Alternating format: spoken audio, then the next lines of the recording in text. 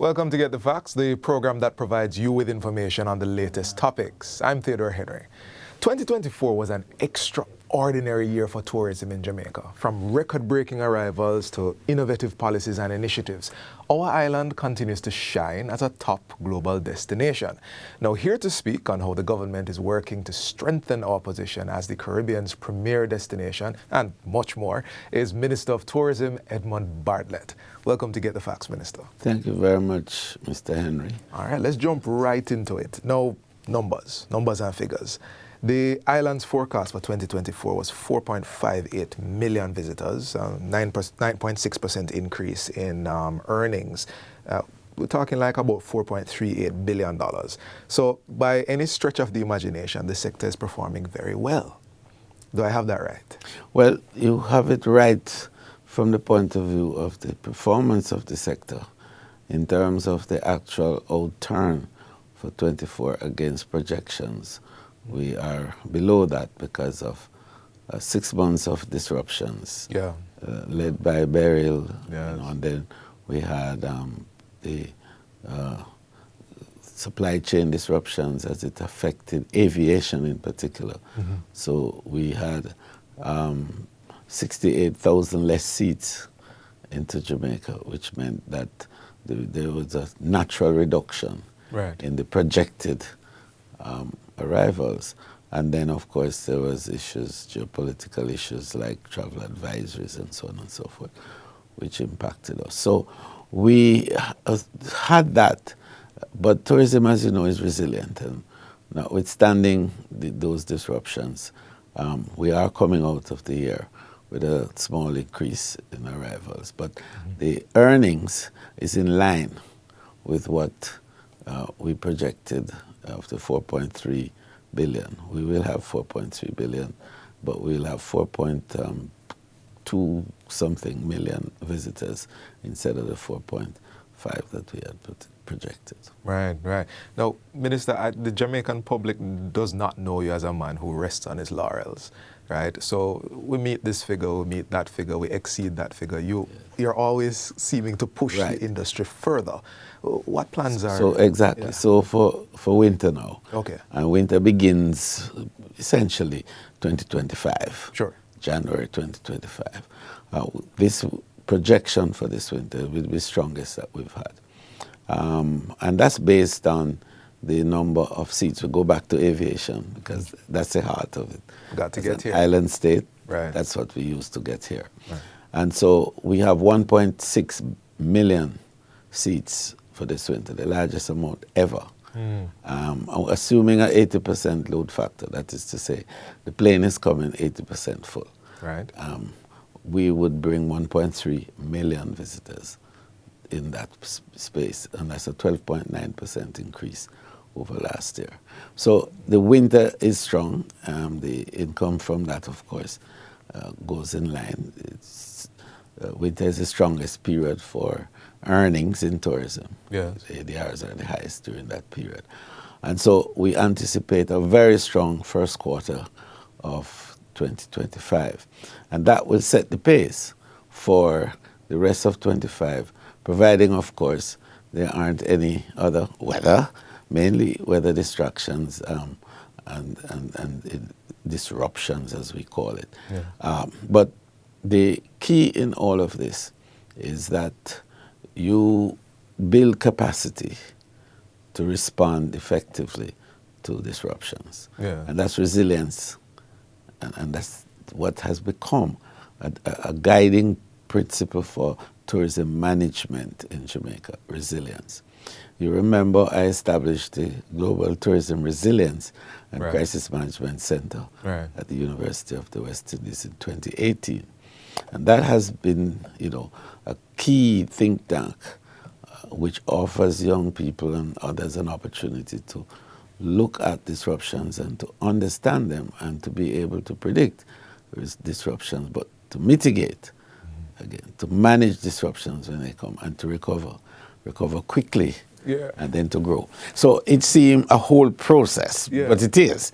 And Jamaica has led the world in that. Right. And I mean, whatever else there is by way of legacy, that stands out. that Jamaica is the thought leader in the world on tourism resilience. So not just to react, but to prepare for it in advance if something happens. But we've been talking about seats and those who are coming, and I'd like to zoom in on those who are here, the workers. And in the intro, we mentioned how there were some pretty interesting policy changes, and you spoke about also the finances, and I want to zoom in on one. Now, there's a recent decision to remove taxes from tips for tourism workers, and it's been welcomed by them. And I want to find out what's the thinking behind that, and how do we see that moving the needle in terms of tourism workers having a better time financially? Right. So the policy decision around that is connected more with gratuities and the requirement for gratuities to be paid in full to the line workers of the tourism industry. Wait, Minister, just define gratuity for exactly. us. The gratuity is really a service charge that the visitors pay for the rooms. Ah, okay. So it isn't a charge based on any consumption pattern or indeed any actual action on the part of workers. It is like the Tourism Enhancement Fund, which you pay before you even arrive. Right. So the whole purpose of that was to enhance the take-home pay for the workers, because tourism by its very nature, has a high level of casual workers. And labor is very extensive in the tourism. It's a highly labor-intensive activity. So the way to look at how you now reorganize the tourism labor market arrangement is a challenge that we are taking up. Right. And that's going to help to change the way in which remuneration of the tourism worker is structured and arranged, and the whole ecosystem around, the worker and the hotels and other tourism entities. Because, as you know, hotels are not the only places where tourism workers are. And we need to talk about exactly. They're all over. Right. So looking at that as a subset, is one element, but then there's a bigger picture that we also have to look at. So I think there is some consensus around this, because this will certainly assist in enabling a better general. Not every worker would benefit directly because of how you're structured and where you are in the totem pole, so to speak, right? Right. But the vast majority of those who are working in the hotels, because again, as I say, the largest majority portion of the workers are at the lower income levels. Right. Minister, you mentioned that not all tourism happens at hotels, and we are going to talk about that. But right now, we're going to take a break, and we're continuing the discussion with Tourism Minister Edmund Bartlett on the other side of the break. So please, stay with us.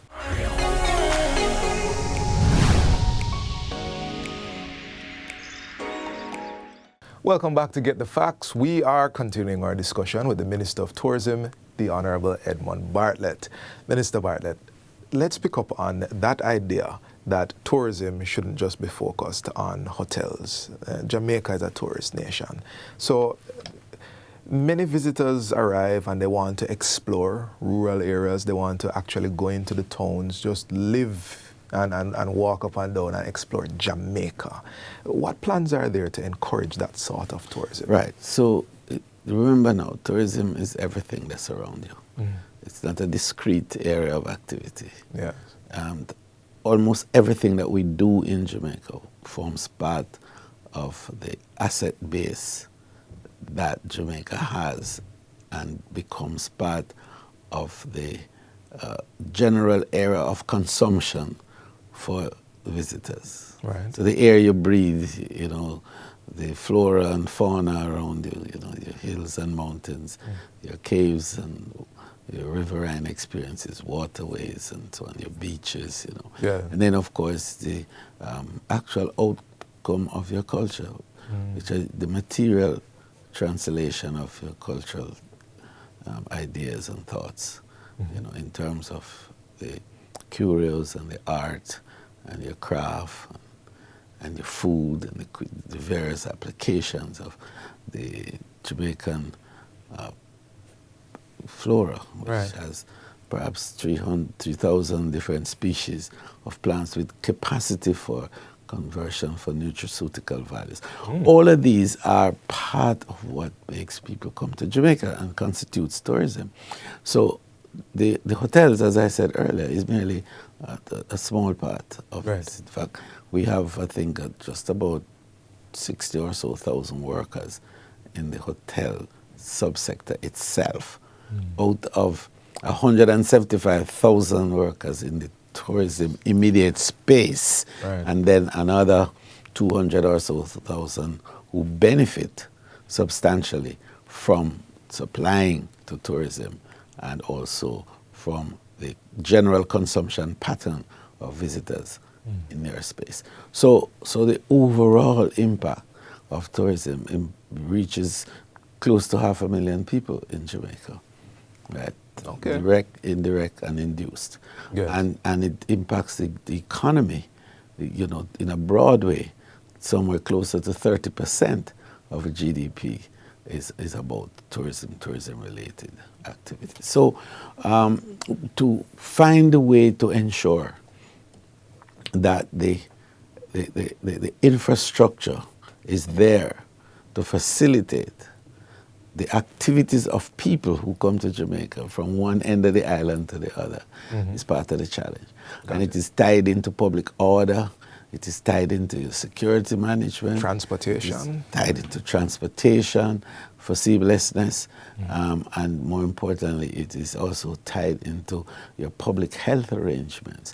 So that all of these are key contributory factors to enable us to have a facility for seamless movement across the island, for health security as you move, and for what we call in the broadest term, destination assurance. Destination assurance. I've always loved that term. But Minister, we're down into the last few minutes of this interview, and I just want to ask you. So, you've mentioned diversifying beyond just the sun, sea, and sand. You mentioned the nutraceutical plants, so health tourism, community-based tourism, food tourism. Jamaican food is loved around the world. And all of these are plans that the ministry is putting their shoulder against to increase in 2025? Yes, through the linkages network that we established.